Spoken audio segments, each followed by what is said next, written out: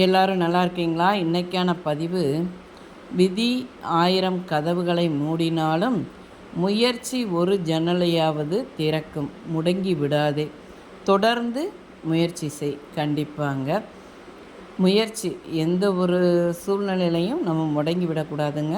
வாழ்க்கையில் முயற்சி தான் திருவினையாக்குங்கிற ஒரு பழமொழி இருக்கு இல்லையா? நம்மளுடைய முயற்சி, விடாமுயற்சி, விடாத ஒரு தன்னம்பிக்கை இருந்துச்சுன்னா வெற்றி வெற்றி அடைஞ்சிட்டே தான் இருக்கும். உங்களுடைய வெற்றியை உறுதி செய்ய உங்களால் தாங்க முடியும். நம்ம வெற்றி அடையணும்னு தீர்மானம் பண்ணிட்டோம்னா நம்ம கண்டிப்பாக வெற்றி அடைஞ்சிருவோம். அதை அந்த வெற்றி அடைகிறதுக்கு தேவையானது என்னென்னு பார்த்திங்கன்னா, உழைப்பு, தியாகம், ஆர்வம். உழைப்பு, நம்மளுடைய அதில் கடின உழைப்பு இருக்கணும். நம்ம நிறைய விஷயங்களை அந்த உழைப்புனால் தியாகம் பண்ண வேண்டியது இருக்கும். அதுக்கு நம்ம தயாராக இருக்கணும். ஆர்வம் இல்லைன்னா எந்த ஒரு செயலும் செய்ய முடியாது.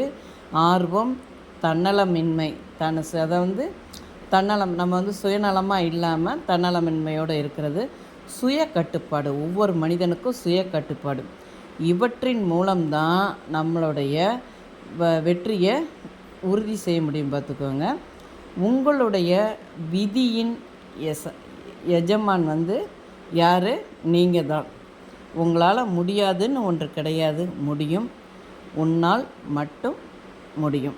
அதனால் விதி கதவுகளை மூடினா என்ன, ஜன்னலாக திறந்திருக்குன்னு சொல்லி அந்த ஜன்னல் வழியாக நம்ம வெற்றி அடைய முயற்சி பண்ணிகிட்டே இருக்கணும். இந்த பதிவு உங்களுக்கு பிடிச்சிருந்தால் பார்வதி வீட்டு சமையலுக்கு ஆதரவு கொடுங்க. ஓம் சாய்ராம்.